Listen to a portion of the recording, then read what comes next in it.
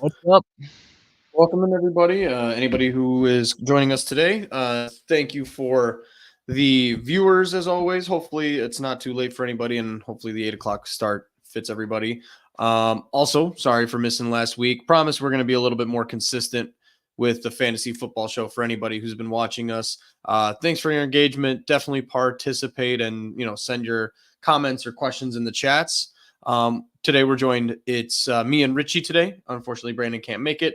Um, and yeah, we're gonna just kind of get started, kind of re-reviewing what we remember, hopefully, from the 2 weeks ago episode that we did, and keep being more consistent so we can kind of make fun of ourselves about our flops, and then give ourselves little pats on the back for good shots.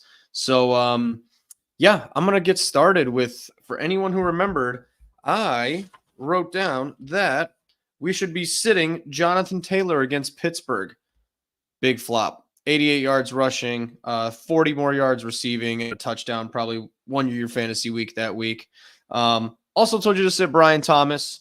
88 yards receiving and a touchdown. Probably got you at least like 15 to 20 points. So don't listen to my sit-ems. I guess I'm like the guy who can't help himself but bet the over on a game. I can never predict the unders, but man, can I predict some shootouts. So that was my review from 3 weeks ago. So maybe ignore my sit-ems moving forward, but I do have some good startums. Richie, how'd you do in your prediction time from last week? Okay, well, in my predictions from last week, Braylon Allen did not work out for me. Okay, I know we didn't do a show last week, but I did pick up Braylon Allen in a couple weeks. And then I played Shovis on the Bengals for 2 weeks in a row. All right, and they happened to be the 2 weeks where he performed the worst out of the 5 weeks that we've been playing so far. I put them both in as flexes. I didn't put much stock in them, but I was also just looking for people. So yeah, unfortunately that didn't work out for me. But me picking up Fields versus Indy the other week, that worked out for me. I was like, I was over the moon that he started, kicking ass. And I have been right about Gibbs and Montgomery. Montgomery's been producing. I haven't been keeping such a close eye on Gibbs, honestly.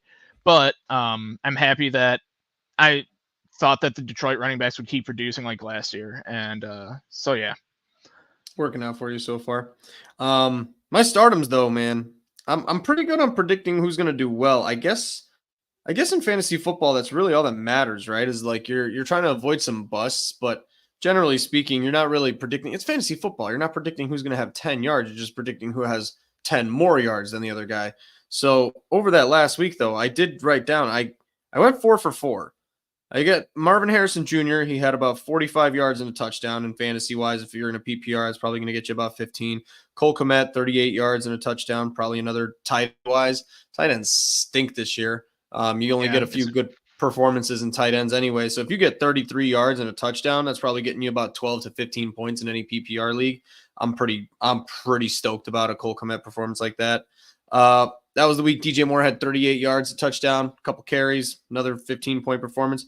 And Brian Robinson, man, too bad me and Brandon can't just suck each other's dicks for that one, because that one was a big one, man. Like 118 yards, a touchdown, a couple catches.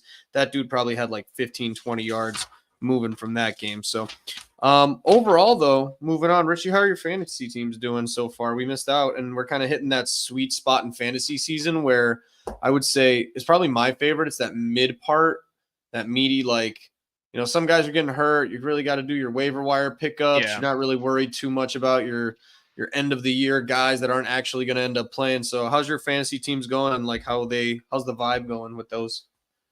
Well, the first 4 weeks, I only had 2 losses across 4 teams, which was awesome. This past week, I lost 3 out of 4 games, so that sucked. A lot of my guys had like bye weeks. Also, Jonathan Taylor was injured last week too. Yeah, and just all my guys just kind of ended up doing mediocre, whereas my opponents happened to do really good, like 150-point performances. I've been trying to lean on DK Metcalf in one of my leagues, and all season's been kind of a stinker with him, honestly. I Kind of feel like it's had its unfortunate. ups and downs a bit though, but last few weeks are a little underperforming. But he started off okay.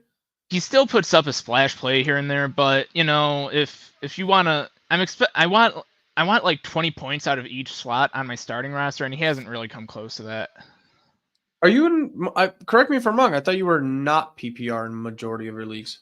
No, so there's one league where I'm not PPR. There's 2 half PPR and 1 PPR. Yeah. Okay. Yeah, because sorry, had to adjust. I kind of noticed how much out of frame it was.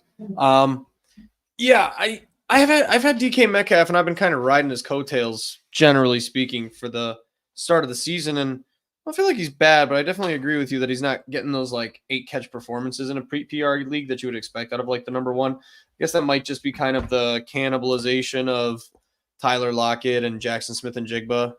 And then maybe Geno Smith not being that guy that we all think he is. I feel like with a slightly different situation, he'd still be probably like a top 5 receiver. Like, man, put that guy on like, I don't know, Baltimore. God, like forget about it. You know, he'd have like 10 catches a game. So I get you. I'm not gonna give up on him or bench him anytime soon. But yeah, I guess I get what you're saying. It's a little up and down on that roller coaster. You can't really depend on him as like wide receiver 1 or 2. Hopefully you got a better option. Yeah. On my end, I'm 3-2 in my casual league, and I'm 5-0 in my big money league. Nice. And I'm facing the only 0-5 team coming up next week, so I'm looking at 6-0. Well, it's fantasy football. Something can happen, you know. Oh, I highly predict at this point that I'll like make the playoffs and get bounced in the first round, as is tradition. But man, like it's exciting, and a lot of these like beginning of the year stuff, man. And I don't know what to put credit on it to. And I usually do this, but it's just gut, I guess, because a lot of these guys on my team were not guys necessarily that I think at the beginning of the year any of us were just like super duper high on. Maybe I'm giving myself too much credit, but like, well, like who? My starting team is like Kyler Murray. I don't know if did the majority of us predict like a huge bounce back here for Kyler Murray? Was he top 5? I would have had him like in the same tier as Dak Prescott, that like tier 2 category. Like I would have put him up there because it was kind of an X factor year. You weren't really sure what the Cardinals were going to do this year, you know. But he still produces. He's still a very dynamic player, you know. So he's always like he's safe week to week. It's always nice. Yeah. I don't know. James Cook. I feel like that one kind of ended up really good for me. Marvin Harrison. Chris Olave has been kind of a stinker this week, but he's been quite consistent so far. Still got my DJ Moore picks, my Saquon Barkley. And I guess I'm filling in the rest of the gaps with kind of week to week stuff. So maybe I'm just doing a better job week to week than I'm giving myself credit for. But I feel like I'm riding the coattails of my early season predictions. I don't know. Really quick. Bijan Robinson, goodbye low candidate. Yeah, maybe. I don't know. Because I heard a funny joke on one of the great podcasts that is much more relevant than ours. Is like, it feels like Arthur Smith just like accidentally left his playbook in Atlanta, or who was it? Yeah, Arthur Smith left it, and it just kind of stayed there.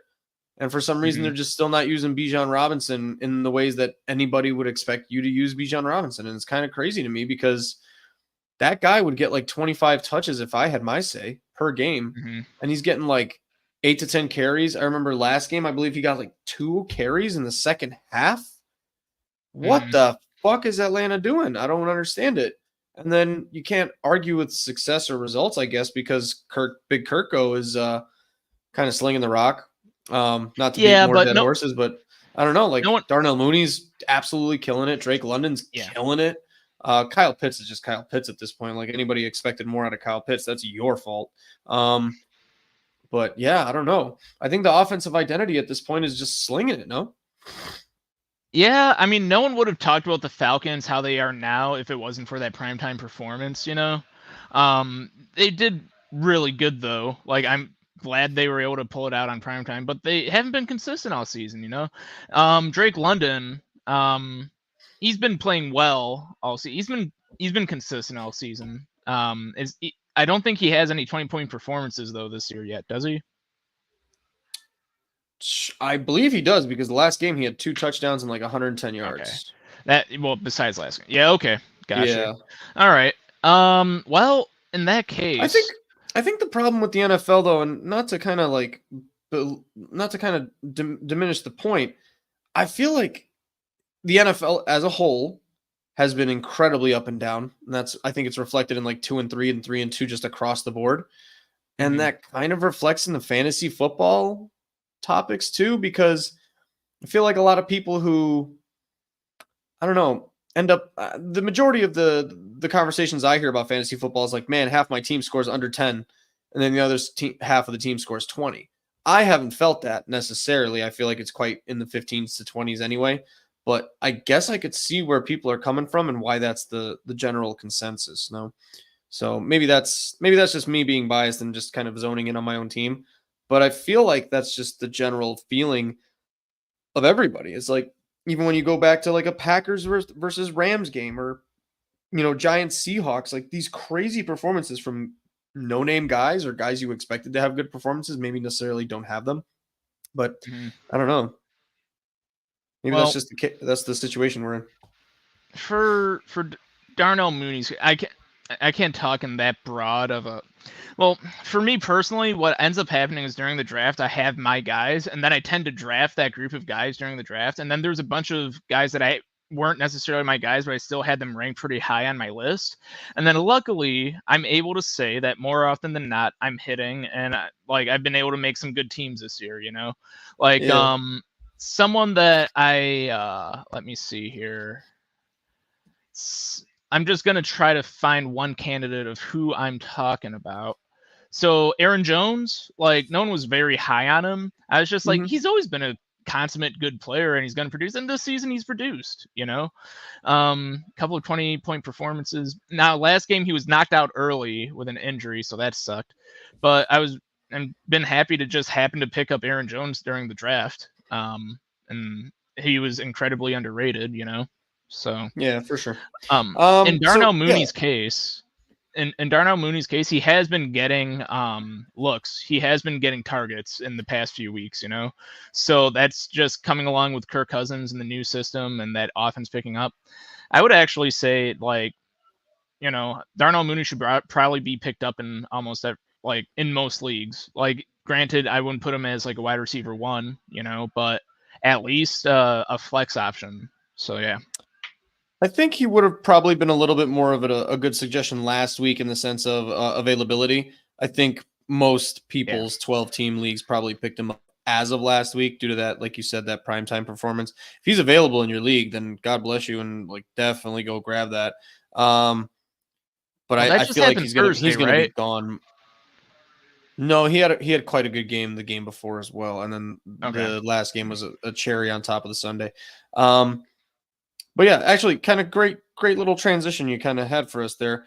I wanted to see if you are paying too much attention to it. What are you thinking about the waiver wire this week? Because I feel like it's one of my favorite and most interesting waiver wire weeks so far this year. Because I feel like some key injuries kind of just started to happen and some changes in teams. Is there anything you kind of noticed waiver wire wise? Because I have a few names written down. And I want to see if any of them kind of align with what we've been talking about. Well, my stardoms kind of end up being my waiver wire guys because I don't pay attention to bye weeks at all. It's like not my philosophy to pay attention to bye weeks. So if I have a I week where agree. there's I three agree guys with you. out, Hmm. yeah. If I have a week where there's three guys out, I'm just like, well, I'm supposed to already have like good guys. So one of the players I was going to talk about for Stars was Jalen Tolbert, and he probably is on the waiver wire in a lot of leagues. I've always liked his game and everything, and then as soon as Brandon Cooks went down, Jalen Tolbert got more targets, and he was he was producing pretty well. Hmm. So, like I would, if we're talking about interesting things that I've seen on the waiver wire lately, it ends up being wide receivers basically because I pick all my running backs during the draft, and then it ends up being like Jalen Tolbert or like Alan Lazard, like I talked about before. Like, so yeah. I'm with you there. So mine are mostly like you said, wide receivers as well. But the reason I really like it is because, and maybe I'm going to be a slave to week 5. I probably watched the most amount of actual games of football this week than I have so far this year. You kind of just catch up on red zone, but I powered through like 4 or 5 games this week. Specifically going into last night, Juju Smith-Schuster, man. And I'm not saying he's going to be good necessarily, but depending on how quickly everybody gets back in Kansas City, I think Juju Smith-Schuster is going to fill in very nicely for Rashee Rice in that over-the-middle guy role. Nothing else really changed in Kansas City in terms of fantasy. I mean, Kareem Hunt, you should probably take a look at or a sniff at if you're not one of these people already who already got him, because I think he's probably gone in your league. Any starting running back. It's that old late 2000s Patriots philosophy. I just drafted the starting running back of the New England Patriots every year because Tom Brady would work his way down the field and then punch it in for the running back within 5 to 10 yards. So I think if you don't have Kareem Hunt by now, I think you should absolutely pick him up if he's available in your league. But I think in terms of the roles of the team, Xavier Worthy was already filling that role. Travis Kelce is going to step up week to week and fill that security blanket role for Patrick Mahomes because that's absolutely who he should be. But he's 36-year-old Travis Kelce. He can't do it week to week, and you're going to have off games from him. Otherwise, the receiving core on that team is absolutely depleted. And I think Juju Smith-Schuster is a veteran enough. He's one of those. Remember how we had that joke about, or I had that comment about Brandon Cooks being like 28 or something like that. Okay. Juju Smith-Schuster is the actual thing of that. Do you want to take a guess? All right. It feels like Juju Smith-Schuster's been in the league forever, right? Okay. Don't look it up yet. Take a guess. Don't look it up yet. Take a guess. How old do you think Juju Smith-Schuster is? 29. Dude's 27. Just turned 27. Okay. You know what I mean? So he's not old. I think he just got bad. Like he might have the league might have grown past him or something. No, he was on the Steelers. The Steelers were bad for a long time, right? And then who was he on after the Steelers? There's one other team. He was a Patriot. It's the fucking Patriots, dude. They haven't had a prolific passing attack in a long time. They've whatever the opposite of prolific is. Yeah. Yeah. I mean, so I just don't know if Juju Smith-Schuster's as washed up as everybody thinks he is. He's no Kadarius Toney. Like, don't just avoid Kadarius Toney with a 10-foot pole. So I'm gonna say Juju Smith-Schuster, man. That might be a good buy low over the next like 5 weeks, because if he gets some sort of like chemistry going with Patrick Mahomes, I could see him giving you like 6 catches per game for the next like 5 weeks. And then if you get 6 catches for 50 yards and a touchdown from Juju Smith-Schuster on any given week as your wide receiver 3, I'd say that's a fucking win. So that's my first waiver wire pickup. Did you have any more you want to toss out, or do you kind of want to just go over mine? Well, I don't know. If we're talking about pick'ems or waiver wire, they're kind of the same to me right now at this point. Got you. I'm gonna give you some waiver wires then, and then let me just know what you think of. Ty Chandler, backup running back in Minnesota. I know you're big on the Aaron Jones train, so that might be a problem for you in terms of conflict of interest. But are you following Aaron Jones' injury? How long is he going to be out? I know it's a hip, and they put him back to questionable. They put him back to questionable this week, so it's going to be a day-by-day thing, which is one of the more annoying things in fantasy football. But yeah, no, if Ty Chandler's there, you should probably pick him up. Definitely. I feel like even if Aaron Jones is starting, I don't think they're going to do what they did against they played the Vikings, or no, the Vikings played the Jaguars. No. Yeah. Was that the game? Yeah. No. They played in London. Yeah, no, the Jaguars are in London this week. The Jets. They played against the Jets. Yep.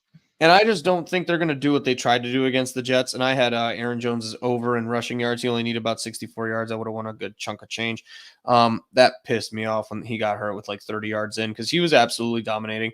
But man, I don't think they'll make that mistake again over the next few weeks. Even if he's kind of week to week or day to day, they're going to split the carries moving forward to kind of give him a break and let him heal over time. They've got a bye week this week. And then I think moving forward, they might split that load a little bit. Any thoughts on that? I mean, I'm going to be honest. When I looked at Ty Chandler in the past, I haven't been too high on him. He's going to he can prove me wrong. Okay. Oh, I'm not a fan either, but I just mean more in terms of fantasy, in terms of that splitting. Oh, yeah. What do you think? Definitely downgrade Aaron Jones until you see what his workload is like after he's back, because we don't know what the Vikings are going to do after he comes back and he's fully healthy, whatever that means in the league. like they could just run him like they have been, or they might end up splitting him. So to give Ty Chandler more of a chance to let him develop, maybe they might justify it that way. Who knows? So yeah, it's definitely a wait and see type of thing. Yeah, so I think again, like a Ty Chandler, stash him this week because if he's on a bye week, some people might not pick him up in your league necessarily. I think that'd be a decent pickup to kind of sneak in there and let him sit on your bench for a week before you move on. And then Mm, Tyrone Tracy. Are you familiar with Tyrone Tracy? I'm not. Backup running back of the New York Giants. Had about Okay. 18 carries for 120 yards. And Devin Singletary went out, and same kind of deal as Aaron Jones. I have been I'm a Buffalo Bills fan, not necessarily like I am a Bears fan, obviously, but I do Mhm. follow them closely. And Devin Singletary was always kind of bugging me for the last few years because I just felt like he was underperforming in the situations that he should have had like a good opportunity to perform because with Josh Allen there, like lots of easy opportunities for good running back positional kind of situations, good play actions, good draw situation with Josh Allen. And I never really understood why he sucked. And now I'm kind of just like, you know what? I think he might just not be that good.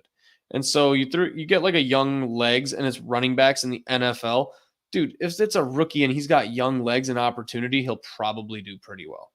So with the Mhm. Giants, I feel like, yeah, they probably want to do really, really well, but they want him to do really well with Devin Singletary. But I think if Tyrone Tracy just gets an opportunity, I think he'll probably be the same thing, kind of a good stash him long term. If the Giants, again, everybody sucks and everybody's good. They're 2-3. They're not going to quit. They're going to run the Mhm. shit out of the ball because they don't trust Daniel Jones, even if Daniel Jones did have a good game. You know what I mean? So you just so invest in some Tyrone Tracy stock. So so what that's I my would waiver wire pickums. I got you. Well, yeah, no, those sound pretty damn good. Tyrone Tracy is a good find. My thoughts on Devin Singletary. He is a like I always thought of him as a quick, explosive runner, not necessarily really good top speed, but he always ran sensibly. And I don't know why he hasn't stuck on a team. Maybe it's just because running backs get moved around kind of often sometimes, especially later in their career. You know. But no, Tyrone Tracy, you prompted me to look up his like draft profile basically. He had a vertical of 40 and a broad of 124.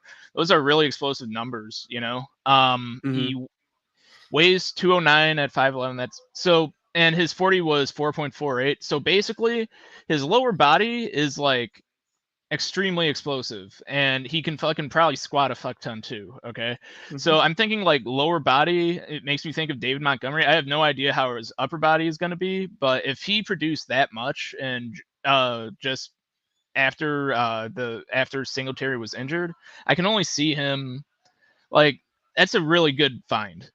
That's an impressive find in my Yeah, opinion. I for think sure. I think we can I would put my stamp on him too. So, Yeah. yeah. Um, yeah, rather than just because there's only two of us today and the back and forth is going to be pretty quick instead of us BSing with Brandon and giving our uh our startums and our situms. I had an Yeah. idea today where I'm just going to shoot out a game at you. You give me like one good start, maybe one good sit, or players that you're just like, you know what, maybe just avoid that. So, I think it's going to be this way. It'll be quick fire. We kind of touch on every game a little bit, but Well, generally you could speaking, also yeah. we could also just like say our starums and situms and not expound on them for minutes at a time, you know. No, but that's kind But of, when we hit a game where you have your stardom, because I don't really particularly have any specific stardoms. I was going through the matchups and I was just like, man, I have one or two, but they kind of just kind of fall into the situation of what the game is falling into. So giving you an example, let's just say it's like Jags Bears, right? sure. I've normally liked Brian Robinson or Brian Thomas Jr. He's going to Mhm. be matched up against Jalen Johnson. I don't know if I would be starting Brian Thomas Jr. in London. The other thing with the London games, and I thought this immediately after the Bears game last week, uh, that turf is always shit. Somebody ends up slipping. The scores are always low. If Mhm. anybody succeeds in London, it's usually the running backs. They throw on some thick cleats, do a couple jukes, and then they kind of go off to the races. So maybe you avoid Brian Thomas Jr. I would personally like sit him, and I think I'm gonna sit him because I own him in both my leagues. Mhm. And then on the Bears, I think you just keep that DeAndre Swift train running. people probably thought about sitting him for a little bit after a point. And if not, DeAndre Swift, because that's probably an easy stardom.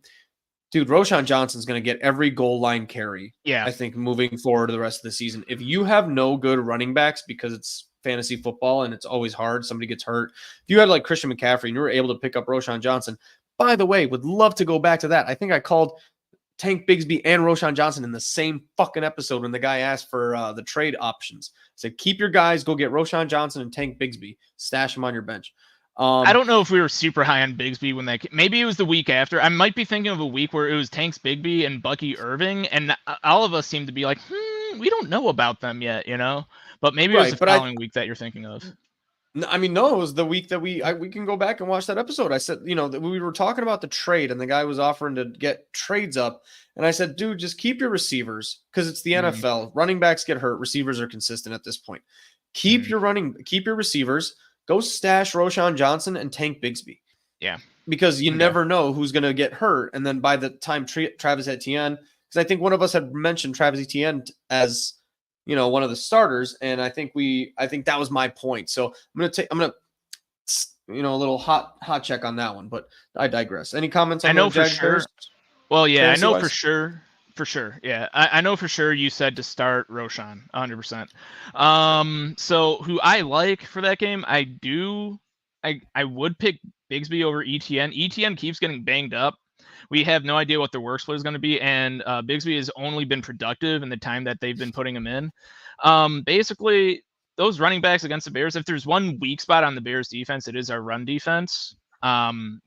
We open lanes up for people, and our linebackers cover them up, but the lanes have been getting opened against us, So I do like the Jacksonville running backs, like at least for flex there. So yeah. Yeah, I'm with you, Bigsby over ETN, because I think if anywhere the Bears have struggled, it's in explosive running plays rather than those big bruisers. I think they shut that down pretty quickly. Unless you're getting through that line quickly, I think Bears shut you down. So I'm not as down on ETN as you were kind of mentioning. I think they can both be good starts, but I would give Bigsby the edge, So yeah, same. I'm with you there. Niners Seahawks. I don't think there's much extra to comment on it. I think despite everything, the Niners are still the second overall offense in the NFL. Fun fact, despite all the injuries, no Christian McCaffrey, Debo underperforming. I believe that's the statistic of the second overall. First overall in time of possession. Second overall in pass yards per game. Second overall in yards per game total. Fourth in passing. And it's up there, seventh in rushing. So there's really been no drop off. I feel like if there's a drop off, it might be defensively. So I don't feel like there's any secrets on that game. If you have Brandon Ayuk, you're probably forced to start him. You should be starting Brock Purdy every week if he's your fantasy quarterback. Ayuk had a great game last game. I trust Ayuk not at all. So I don't know anything there. And in terms of the Seahawks, Zach Charbonnet, I think, is just cemented himself as like a secondary back. If he's on your bench, and I said it at the beginning of this year, I drafted him in my last round as a keeper back because I just don't believe in Kenneth Walker to stay healthy long term. Charbonnet's a little bit bigger, healthier, stronger, younger. So Zach Charbonnet, I think he's your third running back if you need one, because he's probably also the goal line back. Kenneth Walker's the explosive guy. Zach Charbonnet's already splitting time. He's been the starter for a couple of weeks, and I think he just established himself as like a trusting back in that way for Seattle. So maybe some Zach Charbonnet action if you needed something from that game.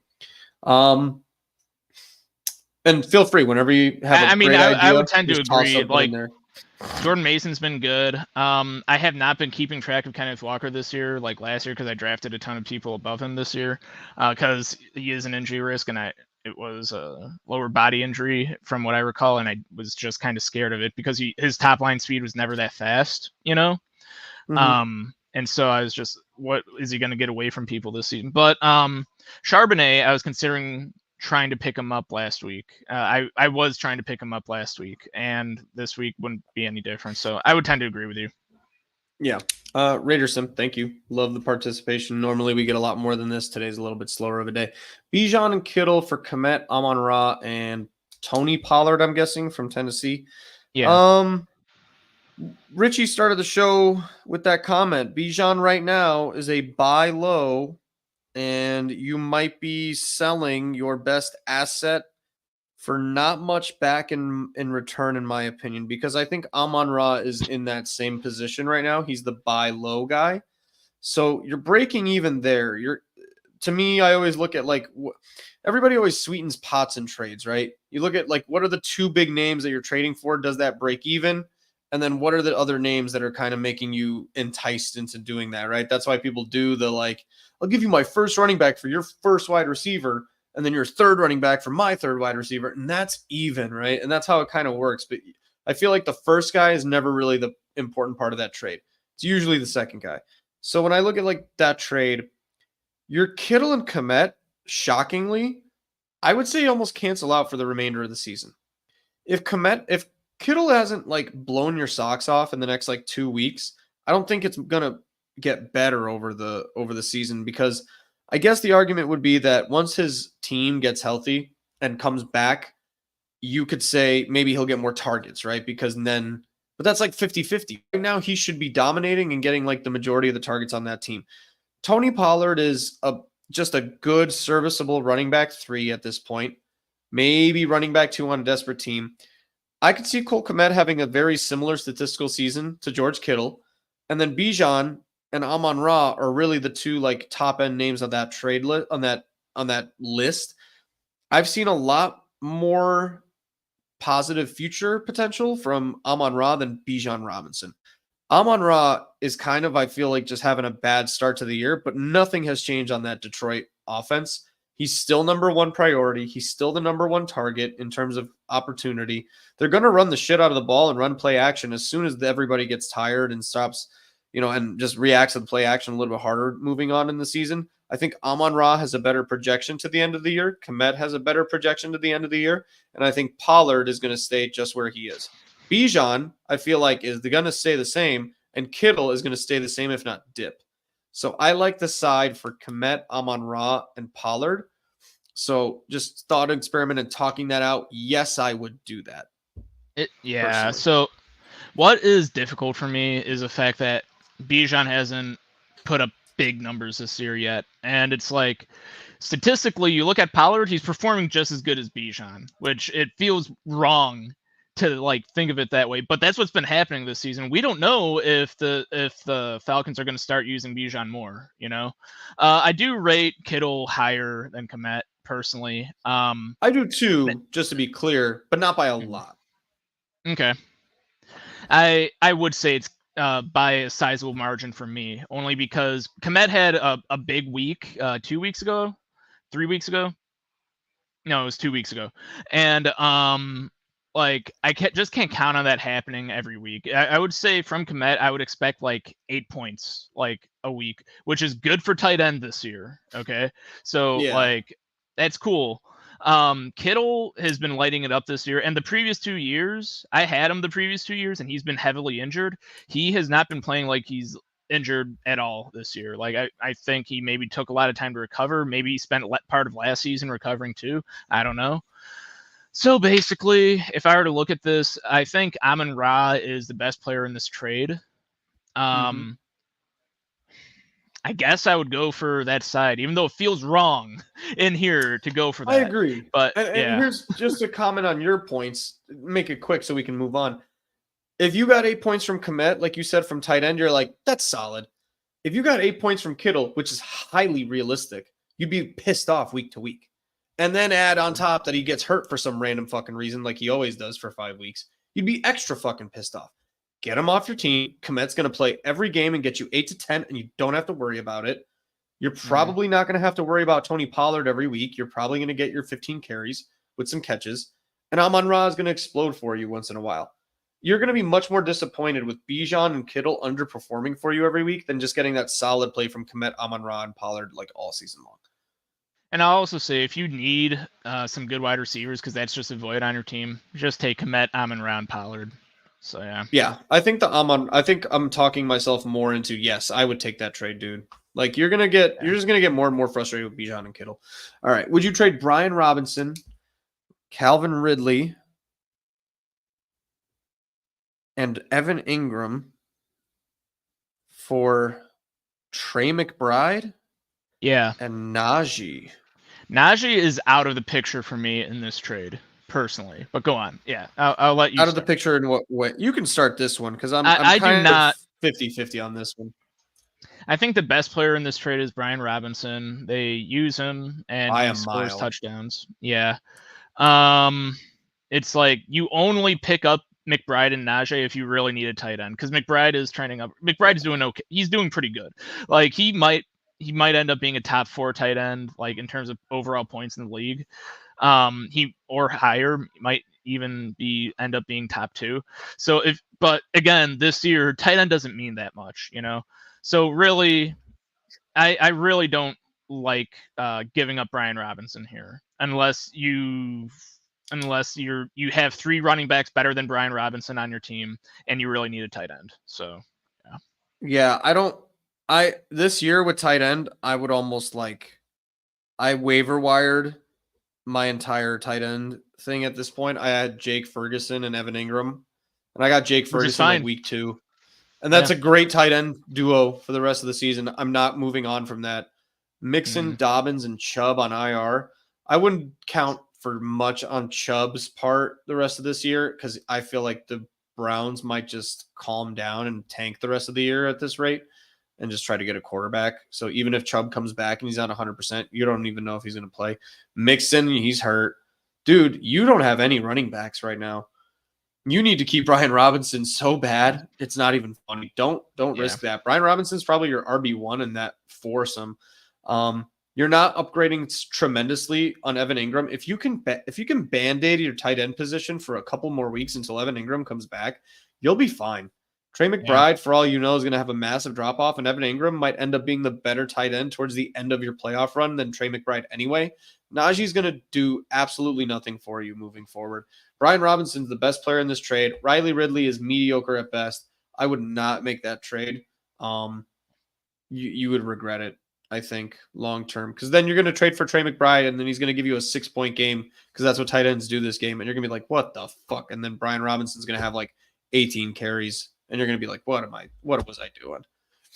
Because it's just that's the way tight ends are this season. So hopefully we helped. I'm pretty adamant about those 2 trade propositions. I usually am a little bit more vanilla in the middle. Yeah, so we're going to try to wrap this up in about 10 more minutes. Quick fire action, Richie. So let's just do these kind of Sebastian, anytime, dude. Literally anytime. Yeah. Hopefully you just logged off and you just like went on your phone and went like, fuck you, and feel good about it. So, because that's like one of the best feelings when you get a shit trade offer and you're like, fuck you, man. Cards, Packers. I don't think much is to be said about this one. I know the Packers wide receiver core is depleted, and Tucker Kraft had a great game. Probably if you haven't had Tucker Kraft start yet, you should, as well as pick him up. On the Cardinals side of things, they're going to do Cardinals stuff, man. Everybody's healthy. They might have a great offensive performance, or everybody might be catching up to them, and they are going to do very mediocre with a touchdown sprinkled in between one of their players that you don't really know where it's going. Maybe it's Marvin Harrison, maybe it's Trey McBride, maybe it's James Conner. But that's it. So any comments? one of my I'll say that my stardom here is Michael Wilson. And when I pick stardoms, I'm picking like guys you don't know, like you're trying to fill a flex position or a wide receiver 2 position or running back 2 position because of bye weeks or injuries, you know. So Michael Wilson, I think I would easily put him into a flex. He's been getting the targets. It's a good passing attack. I think he has to be I think he's the second wide receiver behind Harrison, and that's been working out. So he's the second leading pass catcher right now on the Cardinals. It's 20 for McBride, 19 for Wilson, and Harrison has 17, and that's your top 3. So he might end up being the number 1 wide receiver on that team in terms of overall. So sorry, Sebastian, how about this trade? Bijan and Big Kirk go. Bijan and Big Kirk go for Brian Robinson and Devontae. Ooh, this must be a different league for you. You would get Bijan and Kirk? Hell no. No, sir. Are you hurting for QB? Yeah, dude. No. Oh, Christian Christian Kirk. Kirk. Oh, okay. Oh, I don't even know what the fuck he's I'd playing keep this year. Robinson That's and how irrelevant he Devontae. is. Devontae's going to go to a team eventually, and There you go. they're going to use the shit out of him. Wherever So he goes, dude. The rumor is Baltimore. If that's the case, he's going to be your best receiver. They're talking Jets And too. Jets. I mean, it doesn't matter, dude. You're going to end up with a top 10 receiver. You're going to give up a top 10 receiver and probably a top 15 running back for Bijan Robinson, which you don't know, and Christian Kirk, who I didn't even know what team he's on, if I'm being honest. I think it's Jacksonville. I don't see any bounce back coming from Jacksonville. None at all. There's no bounce back in Jacksonville's heart. Doug Peterson's probably going to be the next coach fired. Can't believe Robert Saleh got escorted by security today. That was insane. Fuck the Jets. But Moving on. Colts Titans. Man, if you had a Colts receiver and you felt bad about it and you were stashing him, you could probably start him now because Joe Flacco is just a way better ball distributor. Yeah, you're getting some shitty trades, Sebastian, just to be clear. They're definitely trying to – I don't know if they're trying to punk you or if you're considered the less knowledgeable person in your league or something like that. But, yeah, they're trying to punk you. They're trying to punk you big time.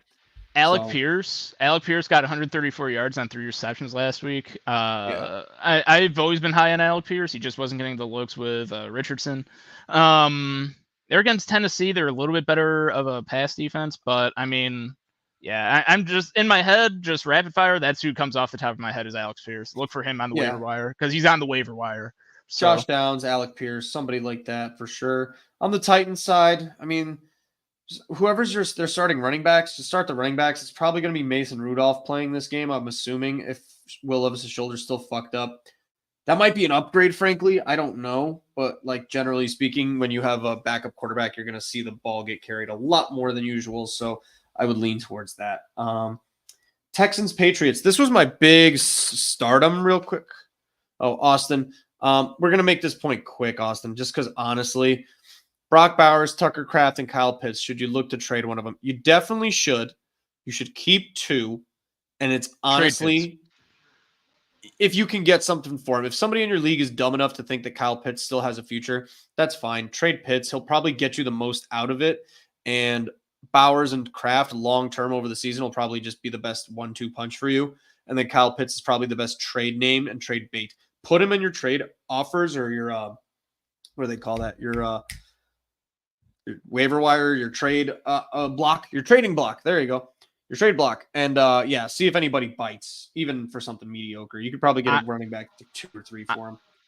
Having Bowers and Kraft on your team, that might be the best the tight end position has to offer this year. Bowers and Tucker Kraft. So just keep those guys rotating and you'll feel good about it. We got a couple more games. Rich, you might skip around a little bit. Texans Patriots, I want to mention real quick, just because this had my biggest stardom. Tank Dell just came back and he had a slow start. He only had 4 catches for 36 yards, but then Nico Collins went down. Patriots have one of the worst defenses in the league in statistically, if we're talking about full-on statistics, 21st in interceptions, terrible time of possession. They have one of the worst time of possessions in the league. They are yards per game. They're 31st total. They're going to get scored on, and Tank Dell is going to have a bounce back game, in my opinion, just because after Christian Gonzalez, I don't really know who their second cornerback is. So if Christian Gonzalez is going to be matched up against Stephon Diggs and that's it, Tank Dell's probably going to be over the middle, probably playing pretty well. On the Patriots, nothing to add there. Yeah. I mean, on the Patriots, it's there's Antonio Gibson. Maybe you only pick him up if you're desperate. And the entire Houston offense is pretty freaking starvable, except Dalton Schultz. He was pretty good last year when they were struggling to get it together at the beginning. He was still good, and then he was pretty good the rest of the season but this year he hasn't been much. So Diggs, Dell, Collins when he comes back, they're all going to be pretty good. How's Dameon Pierce doing this year? He's fine, just because Joe Mixon is is Mixon injured? Yeah, he's still questionable / out. Oh, Pierce is out. Okay, never mind. Okay, moving on. There we go. I don't have anything to say about Buccaneers and Saints. Well, the Buccaneers' passing attack is still good, right? They're And the good, but Saints I don't. I have no like stardoms or situms. If you have Chris Godwin, you should be playing him. If you have Mike Evans, you should be playing him. and If you have Olave. Baker, Did Olave put up a Olave, stinker recently?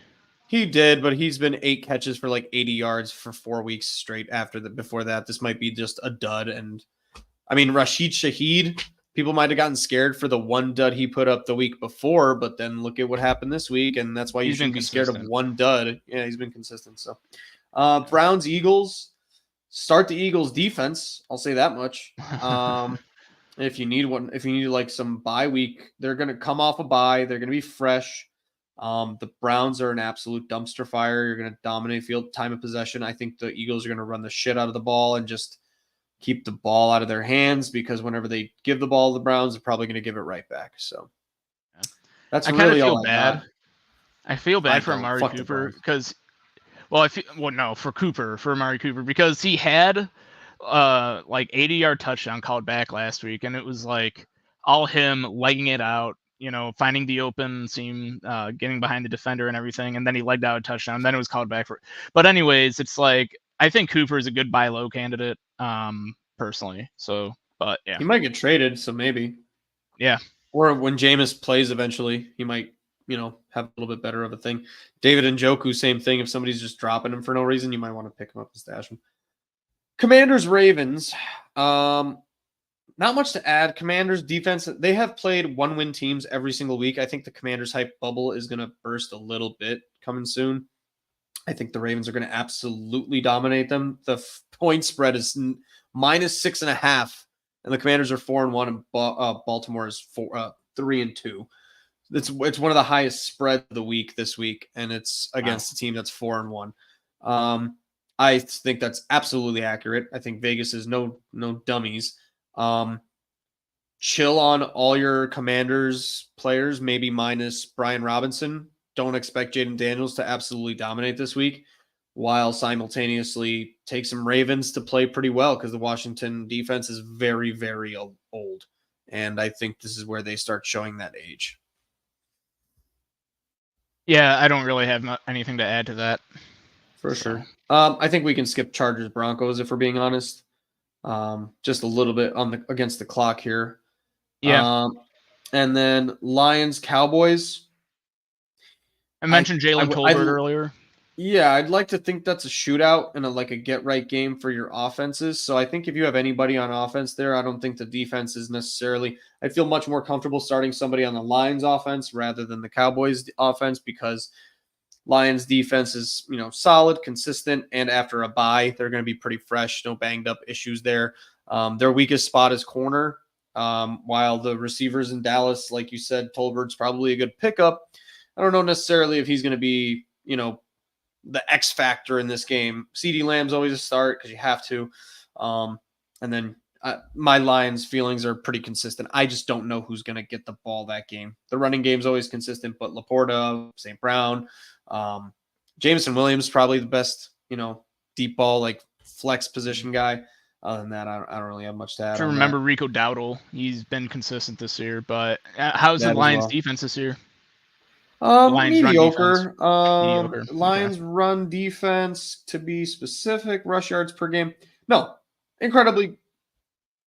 Nope, sorry. Rush defense, if I may. Give me 1 second. Not great. Pass yards per game, they're not been great. Defensive points allowed per game. However, the Cowboys are the 31st ranked rushing offense. So that plus Aiden Hutchinson plus a rested Lions team, I don't think is necessarily the best recipe for running the ball for Dallas. Okay. And finally, we have 2 more quick games. Falcons, Panthers. I mean, I got nothing. Panthers suck. You should be starting any Falcon that you just picked up and feel proud about. Probably a get-right game for Bijan. And Darnell Mooney is like your other X-Factor guy that you might want to play. Bengals, Giants. I fucking hate the Bengals. I've been hating the fucking Bengals. And I don't. Okay. Their offense is going to be fine. But I still see like a loss here. So I don't know. I think Chase Brown is going to have a good game against the Giants. He had his first meh week in a while against the Ravens, and he's against the Giants this week. So Chase Brown, I think he's going to kick ass this week. So yeah. For sure. And then finally, the Giants, Neighbors, of course, Neighbors. But yeah, go on, start. Is Neighbors coming back already? Fuck, is he out? Neighbors injury. That's my bad. There's an injury update. He's still. They're talking to the medical stats. He's in the concussion protocol. Okay. So mediocrely possible at best. And then Bills Jets. I think the Jets suck. I would wait till something happens against their defense or in the trade pool. Usually, I would just say the first game back after a coach has been fired is one of two things: an absolute catastrophe or a completely get right game. You be the judge based on who you have on your team. If you really think Robert Saleh was that much of a problem and Aaron Rodgers is the fucking hero of this story, go for it. Start Garrett Wilson, start Breece Hall, start fucking whoever the hell you want. I don't think Robert Saleh was bad. I look at him as Matt Eberflus, pretty much the same guy. Braylon Allen and Breece Hall are just basically like a 2-to-1 ratio on carries. I don't think their offense is going to get right necessarily, but you should probably be starting Allen Lazard over Garrett Wilson at this point. I don't know if you have anything to add. Buffalo-wise, Josh Allen should absolutely not be playing this game. He's probably had 2 concussions in the last week. I would also be very wary of starting any Bills this week. Yeah, man. I mean, Alan Lazard, he's Aaron Rodgers' ayahuasca buddy. So, are they really? That's awesome. No, not really. No, I don't know if Alan ever participated in the ayahuasca. I didn't want to say butt buddies on air. Let's just say they're ayahuasca buddies. That's awesome.